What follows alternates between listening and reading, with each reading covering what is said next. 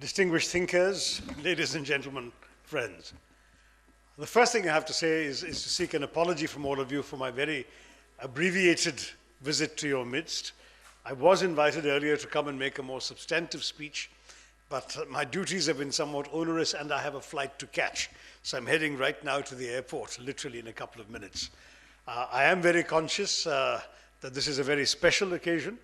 I remember the famous line of President Kennedy's when he had a similar occasion of distinguished academics, scientists, and philosophers in the White House. And he said this must be the greatest amount of intellect gathered in one place since Thomas Jefferson dined alone. But I'm not sure who our equivalent would be, perhaps Rabindranath Tagore dining alone. But it's good to see you all here.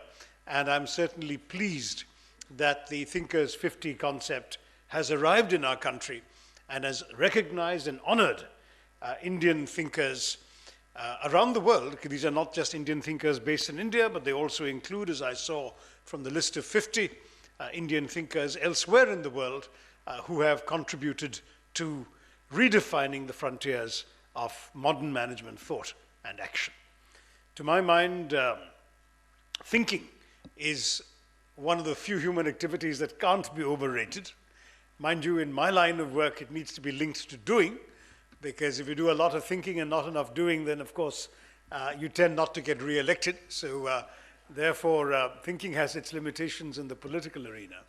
But without thought, there can be no useful, meaningful, constructive action. And I think that where thinking, when allied to management, which is what you're all about, works, is in actually helping companies and organizations do things differently. I was pleased that one of today's winners is an IAS officer, Srivatsa Krishna. What's good about that is to see that innovative thinking is not merely the domain of the private sector, where it's always been featured, but that it's increasingly welcome in the ranks of officialdom and in government.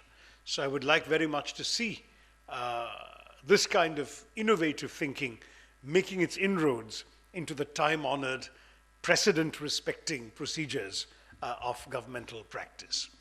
Having said that, and having already told you that I'm not going to deliver a speech, I'm dangerously treading towards making one, so I'm going to stop here.